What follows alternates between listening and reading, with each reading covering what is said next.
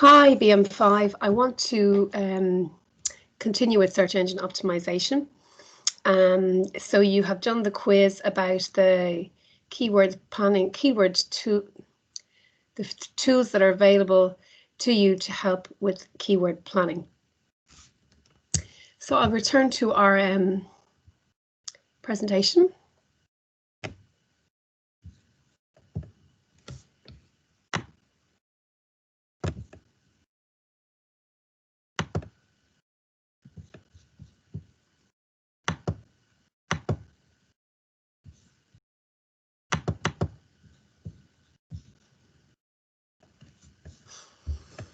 Okay, so just to summary them, from what we've learned so far with keywords. Number one, you put yourself in the customer's shoes, make a list of the keywords they're likely to enter if they were looking for your product or service.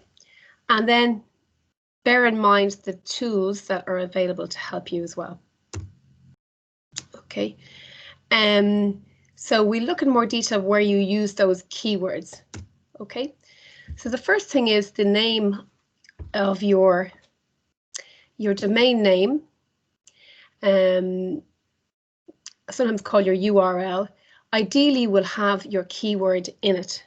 So for example, in the case of some companies doing art classes, Art Zone is a good URL, a good domain name, because the word art is in it. If you're doing driving lessons, Learn to Drive is a good URL. Something like getingear.ie, which I've come across for driving lessons, is not so good. So you use the keyword in the domain name, unless of course you have a very, very strong brand where you don't need to do that. Okay, this gets a little more technical. Now, and because you've done a little bit of coding, this will make sense to you. The second place you use your keywords is in the title tags. So when you do a search in Google, so you can see from this screen, I have done a search for costumes for kids, Dublin. They're my search terms. Here are my results. And the first listing here, fancy dress store, fancy dress costumes and ideas, Halloween. That corresponds to what you put into the title tag. Underneath it, the black writing corresponds to what you put in what's called the meta tags.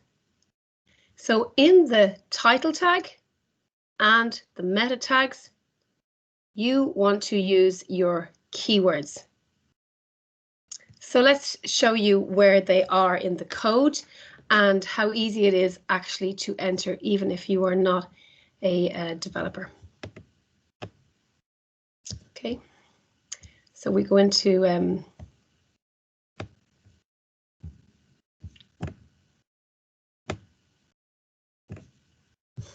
okay, so I'm just going to do a little search for landscape design Dublin. And here is the company with number 1 SERP, landart.ie. Okay, so there's the title tag, landscape Dublin -landscape art garden design, and a little bit of description here. Okay, of course, I think their URL, their domain name, is a good domain name because they're using the word land in there. So we'll go on to their website.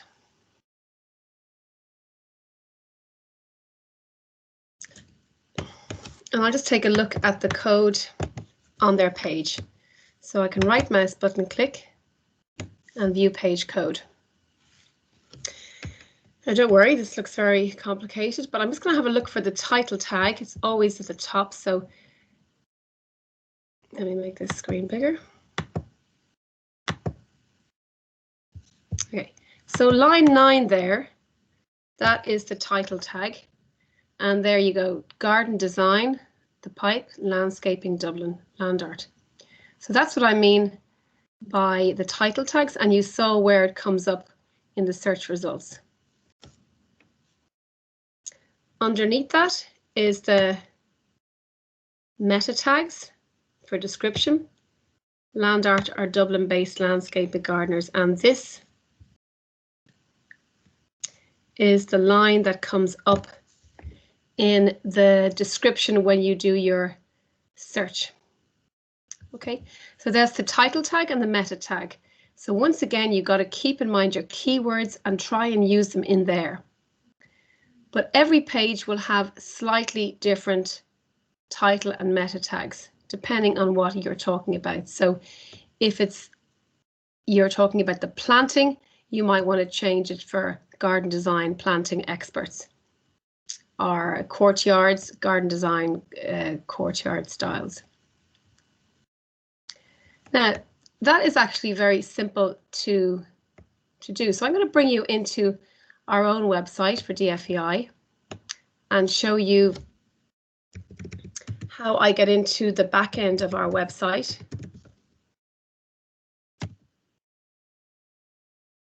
Where I can add in those title and meta tags.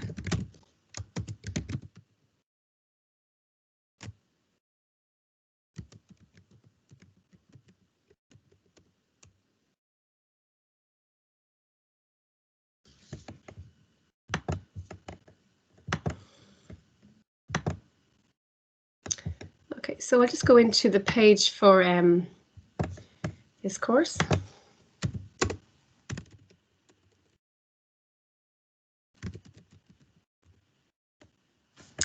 Okay, there's your course there. Okay, so this is if I want to make changes to the page for this course, I do it in this view, and this is called a content management system. So it means I don't have to worry about the code. I just need to know where to the boxes to fill in. It's just as easy as updating your Instagram or Facebook. I don't have to worry about the color scheme. It's all done already.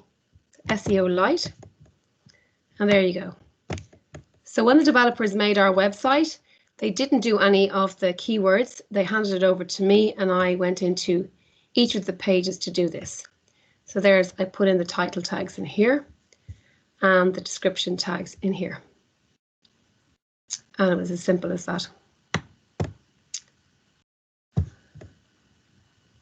Okay.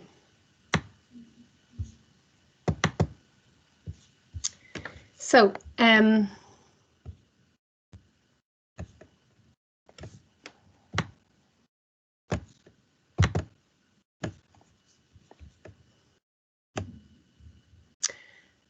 okay, so that's a summary of where the title tags and the meta tags appear. Okay, that just shows you the screenshot of the content management system. Okay, I won't spend too long with this, but in addition to using the keywords in the domain name, the title tag, and the meta tags, also in the headings in the code. So you know from doing coding, we use H1 for headings.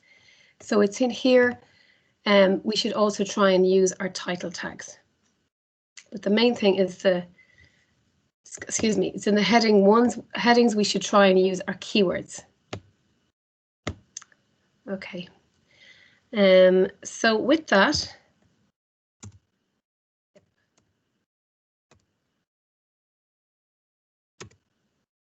I am going to get you to do a little revision exercise, which I'm going to put into the